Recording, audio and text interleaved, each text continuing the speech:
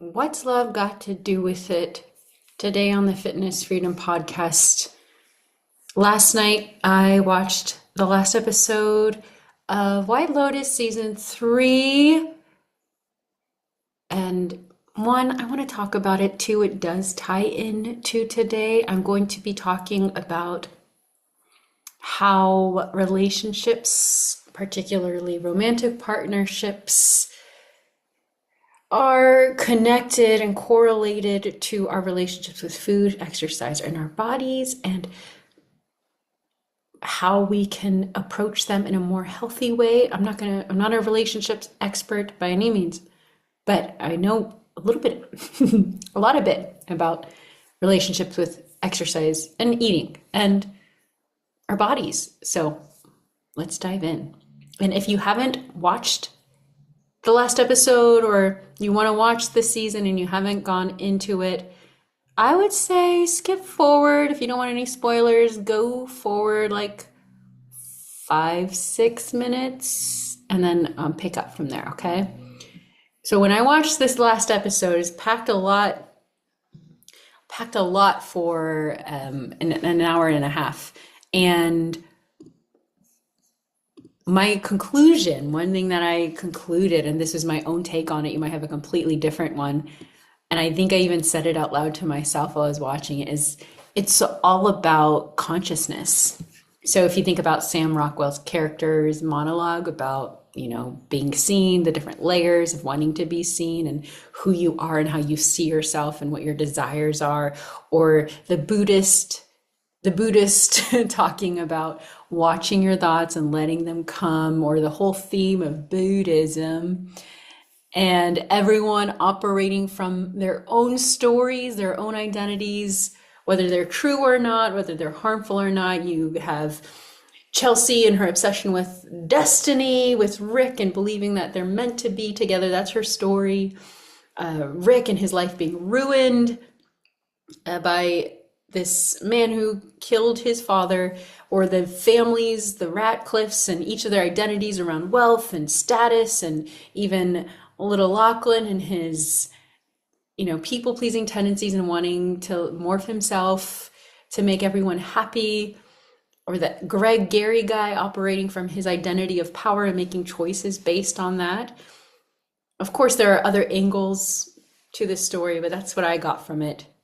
I want to zone in a little bit on the couple, Rick and Chelsea. Oh, I was so angry first in the first 2 episodes watching it. Like, ew, another mismatched age couple with this gorgeous girl and this older guy. But Rick, from the beginning, you can see that he's angry. He's got a lot of stress, and he spent so much of his life in resentment against someone who turned out to be the one he was wanting to save. And he ends up losing his life, his love, as a result of the actions that he took based on that resentment. And his whole story was, you fucked up my life. And when I was watching that, I was thinking, oh, you're giving him so much power. Yes, bad things happen and horrible things happen, but what are you going to do about the choices that you make and taking your power back? And I think Chelsea was encouraging him not to do that, but he couldn't let it go. That was his story. Even in the beginning, I think it's the first or second episode, where he's talking with the counselor who was telling him about meditation, and he's like, I'm already nothing. Having this depressed kind of meaningless view on life, where he only found meaning in getting that revenge. Of course, I'm making it simplistic. Or Chelsea, a beautiful, funny Chelsea, glorifying their relationship, believing they're destined to be together. That was her story. That was her belief. She's trying to save Rick, feeling like it was her responsibility to heal him, to help him, that was her purpose. And then getting hurt in the crossfires of his decisions, his harmful decisions at the end. So all these people playing out these stories, and their actions came of their identity, their levels of consciousness, their awareness. And this is what I got from it, okay? But it shows how important your relationship with yourself is. How you see yourself, how you see the world, your identity, your consciousness, like I shared a couple episodes ago, how you want to, the key to making long-term change. If you want to make permanent change, start here. You can listen to that. Your relationship with yourself is the most important one. I remember when I was trying to recover from my eating disorder, I knew I didn't want to go back to where I was before, but I didn't know how to move forward. I didn't know how to do things healthfully. And I learned a lot of lessons through trial and error, and seems to be the theme of my life in some ways, the hard way. I remember hearing this phrase, it's not about the food. It's not about the food. And it kind of blew my mind, because to me, it was all about the food. That was everything. It was absolutely about the food. It was about the food. It was about the exercise. It was about the number on the scale. It was about what I saw in the mirror. It was absolutely all about that. But as I recovered and learned, it was more about how I related to the world, how I related to myself, and how food and the way I was acting with food and exercise was really a reflection of the way that I felt about myself. And if you can get this as wherever you are in your relationship with food, exercise, and your body, maybe you're on this side of, extremes where you know that you need to let go a little bit, and you feel uncomfortable with doing less, or you are really into clean eating, or maybe you're on the other side where you're feeling like you quote unquote should do more, or you're sabotaging your efforts constantly. It is so helpful to recognize that it's about way more than the food. Just like, all of those events in the White Lotus happened as a result of all these people's stories and their identities and their relationship with themselves. And that's not to diminish other factors that come into play, especially when it comes to our decisions with food. Some people are more prone genetically, biologically, to eating disorders or disordered eating behaviors, our mental states, that just so many factors that we don't want to oversimplify. There are social, cultural factors. But it is so empowering to acknowledge that it's not about the exercise, it's not about the food, it's not even necessarily just about your weight or the way that you perceive your body. It goes so much deeper than that. And I want to tie how that relates to relationships in a romantic sense. So follow me here. I'm guiding you. Don't worry, I got you. I'm going to share 3 ways that lessons that I've learned, I'll say, in love that apply to our relationships with our body. And I'll just use that term to simplify it. It applies to food, to exercise, to body image, to our self-care, our health, and our fitness, okay? And it ties in with Jillian Turecki. I like to follow her on Instagram. I listened to her book, came out recently, It All Begins With You. And I didn't agree with every single thing in her book or all of the perspectives on it. But basically, if you want healthy, lasting relationships, you have to connect with yourself is the premise of it. You have to work on yourself. You have to take responsibility for yourself and not put that blame on other people. And so that's almost what I'm inviting you to do here, is to recognize that there's something underlying. There are stories that you might be telling yourself, or identities, consciousnesses, just like the characters in the White Lotus. It's so easy to see when it's not you, right? And of course it's fictional, but it's so easy to see when you're distant from it, but it's harder to see when it's you. So here are some overlapping things with relationships. Again, I'm not a relationship expert, but I have had my fair share of relationships. And I've learned a lot with love. I have the personality where things happen and I always try to learn from them, because what else are you going to do? I don't want to just be miserable, and I want to learn and grow. And so I can enjoy a better relationships in my future, and most of all with myself, because I have to live with myself for the rest of my life. And I think I'm pretty cool, but we're working on loving ourselves even more. Okay. So I'll start with the relationship aspect and then I'll bring it into the body aspect.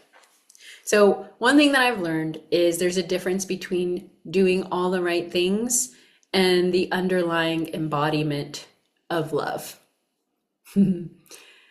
So in my mind, when I was starting relationships, and of course I grew up in a really sexist, patriarchal, misogynistic, religious home, there were severely assigned gender roles that if you have similar values and beliefs to me, you probably would throw up in your mouth to hear some of them. Sometimes I cringe just thinking about what I grew up believing. So that was my model, and I've had to, there's a lot of lessons that I had to learn going from that point to where I am, especially as a queer person and being in long-term relationships with women. So I thought that if you had all the right boxes ticked, that would make it a good relationship. So that's what I looked for. And not to say that I didn't have love with my previous partners, but that was my thinking was if we see each other this often, or if we say I love you this often, or if we have sex this often, or if they have this kind of family, or we have these rituals, these daily rituals, or we practice this, or we have this much time alone, or this much time with friends, like all of these external things. If I had these things, that meant that it was valid, that it was good, and that the relationship was solid. And that's kind of what I leaned on. And so if one of those boxes weren't ticked, it would freak me out and it would scare me. And it's similar with our bodies. It's like we think if we tick all the right boxes, then we'll have, the relationship or the love that we want. If you eat the right diet, if you follow the right, quote unquote, right workout plan, if you conform to the quote unquote right look, if you tick all these boxes and follow these rules, then of course you'll be healthy. If you get engaged, if you get married, if you do this, if you, whatever the steps are. And if you've ever been disappointed in love, you know what I'm talking about. What really matters is not that, but the underlying embodiment of safety. So in relationships, safety, security, connection, trust, being okay in yourself no matter what. That sense of interdependence. Those are what you really need. It's not about what boxes you tick on the outside, or how things look on the outside, or how much you conform to society standards. And it's the same with our bodies. Trusting yourself, feeling safe in your own body, knowing that you're going to make positive decisions for your body, being okay no matter what, understanding that things go up and down, just like in relationships, and trusting yourself through it, knowing that you will have some high healthy days where you feel on top of the world and energetic, and sometimes you might deal with pain, and you might deal with chronic illness, or you might deal with injuries, and being able to be with yourself through that. So it's not about, oh, I exercised this much this week and so I'm good, I'm healthy, I'm fit, or I ate, my target macros, or eat fiber or whatever, so I'm healthy. Yes, those things can be helpful, but they don't determine what's happening on the inside. So with that is involved understanding your body's history, understanding your body's blueprint, getting curious about your stories around food and exercise, operating from being rather than doing, operating from enough. And with relationship, something I've learned is it's not about trying to get to somewhere. It's about sharing love. It's it's not a tit for tat tally system. It's about being and experiencing love and life with another human being. Okay, number two, and this one hits home. I'm opening my heart a little bit to share this. You might be able to relate, and I hope that it helps you. There's a difference between wanting love. There's a difference between wanting love and being able to receive love. I'm laughing because this is so it's still a little tender. There's a difference between wanting love and being able to receive love and experience love. Yeah. So, in the beginning of relationships, you might think, yes, of course I want love. I want partnership. I want to be with someone. I want to spend the rest of my life with someone. I'm ready. Let's go. All right. And then when that love comes or when things are good, for myself at least, there's this fear of, oh no, this can't be this good, or something's gonna come up. Something bad is gonna happen. They're gonna leave, they're gonna change their mind, they're gonna abandon me. And that fear, that story, and of course there are valid reasons for that story for me, but continuing that story of like will cause you to take actions to make it true, almost like a self-fulfilling prophecy. For some, that might be pushing away. It might be really being so distrustful or skeptical, being uncomfortable to receive love, pushing it away, leaving. I'll leave you before you can leave me. I don't feel safe with receiving love. This is too much love. I don't feel comfortable with this level of love. And we do this with our health and fitness too. And one way I want to highlight that's super common is this need to constantly earn or be comfortable with rest. We're chasing this idea of supposed health, but when we have it, we're not okay with it. We feel like we need to earn more or do more or not be okay with just exactly where we are right now, not being able to accept ourselves with where we are. And that might be, on one end, it might be constantly, over exercising, over training, under eating, just more, or piling things onto your plate that cause stress without giving yourself enough recovery or rest days, or like, days to just be, time to just be. Yeah, being really uncomfortable with rest and stillness, that's huge. And health, the foundation of health is rest. I will say that over and over again. The foundation of health is rest, and it's where we start in the 4-H method because it's so important. Most programs, I don't know any program that starts with rest, but that's the most important place to start.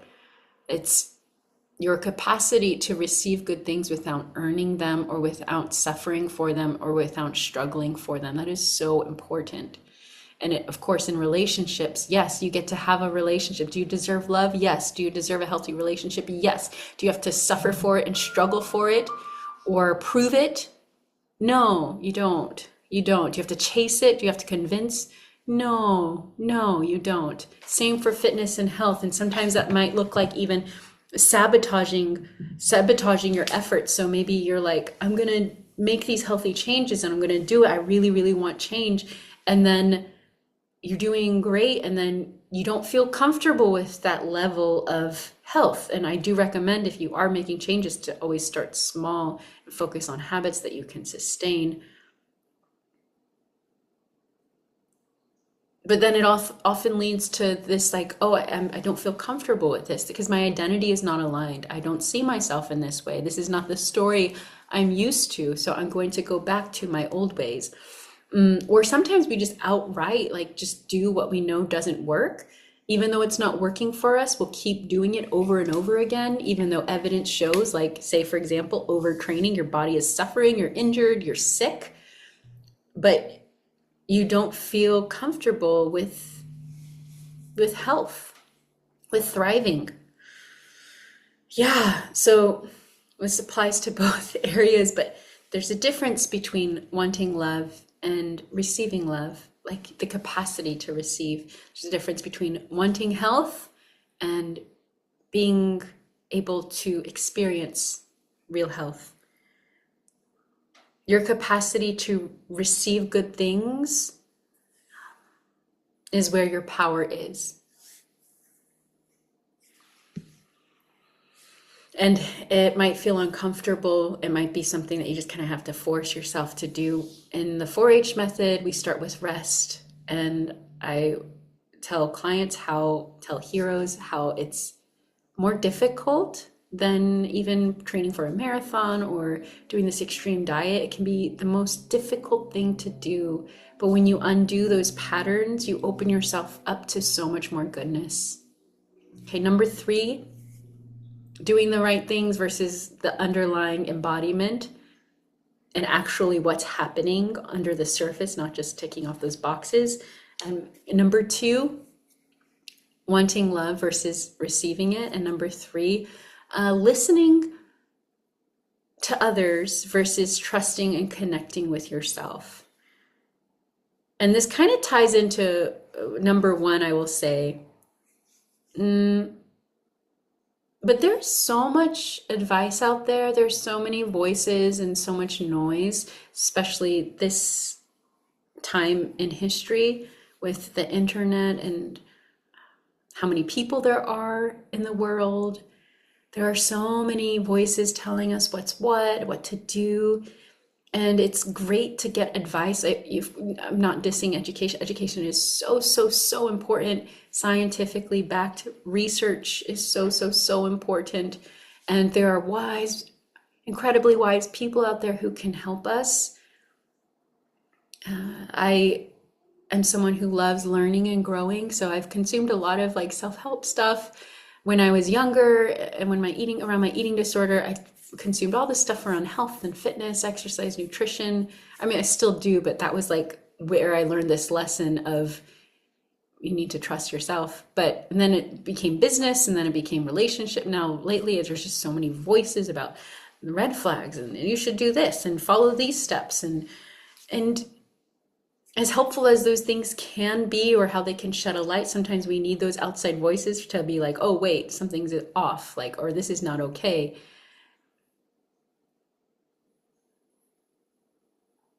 Ultimately,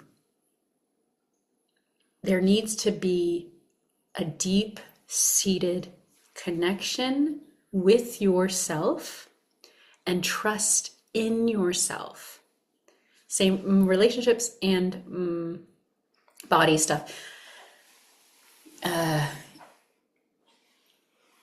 There has to be some acknowledgement that no one knows exactly your specific situation, or no one is in your exact body to make the best choices for you.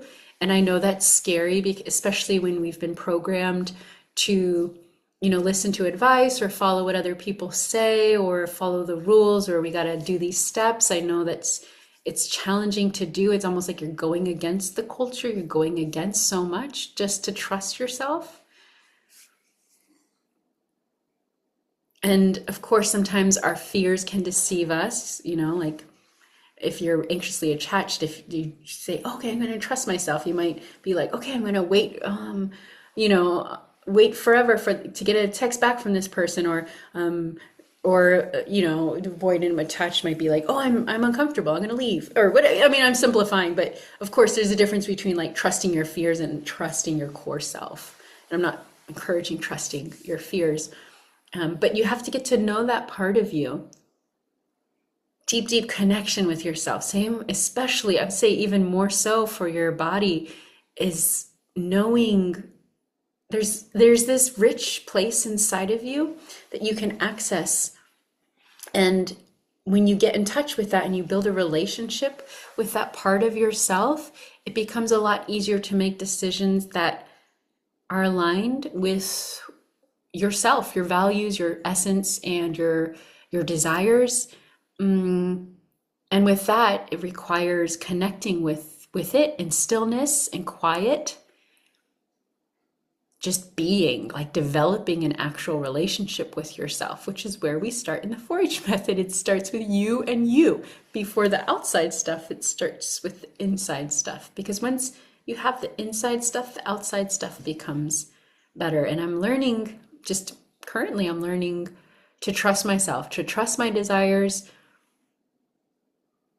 in relationships with people, to trust my knowing and to have my back no matter what. So say I make a decision and it doesn't turn out the way that I wanted, or it backfires, or something maybe perceived negative comes out of it. I'm okay. I'm going to be okay. I know I'm going to be okay. I know I'm going to be with myself and for myself and on my own side forever and ever. So I know that that's what's going to come on the other side. No matter what happens, I can learn from it. I can grow from it. So I'm going to be okay. And with your body, trusting yourself, your choices with your movement.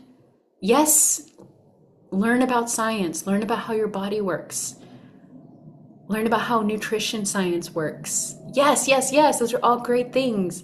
Please do get it from reputable, scientifically backed, research-based information, not just random stuff you see online, because that can be misleading. But ultimately, you have to trust yourself. You have to trust yourself. And it's just a beautiful place when you can be still and listen and know what the right step is going forward. Same for relationships, same with yourself. Okay. So have you ever heard of the codependence? I want to break down, I talked about those 3 lessons, and I want to break down before I leave you the way that we can tie this connection with each other with our bodies. So codependence, hyperindependence, and interdependence is the healthy in between. Codependence, I remember one of my therapists recommended a codependency book. It's like a classic one. I think Melanie, someone writes it. And I remember listening to it, and I think I was driving and I had to stop the car and be like, what? When she said, what is the solution to independence? And she was like, something like, you are responsible for you and only you, and other adults are responsible for them and only them. It was like my mind was blown. What a concept. So admittedly, I've had a history with codependence. It's this idea of I need you to be happy in order for me to be happy. I need you to be okay for me to be okay. I need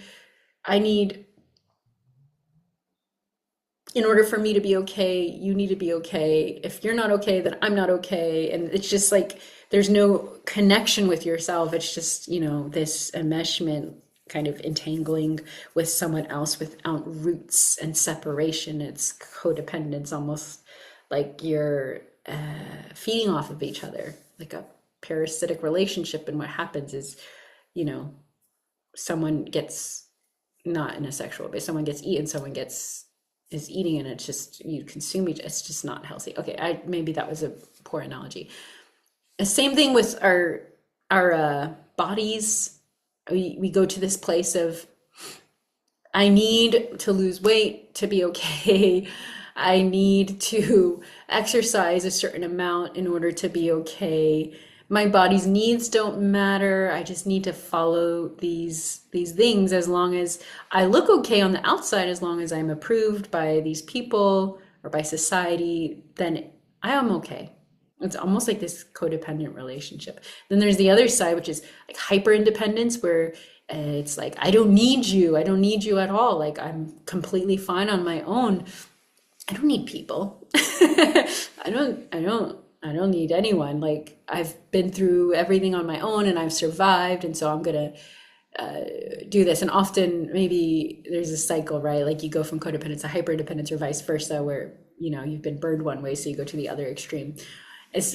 We can treat our bodies with hyper independence in this idea of my body, similar underlying issue of my needs don't matter, but treating your body as a machine where you just a lot in denial or turning signals off with your body, for the sake of not wanting to have needs. Not wanting to have needs.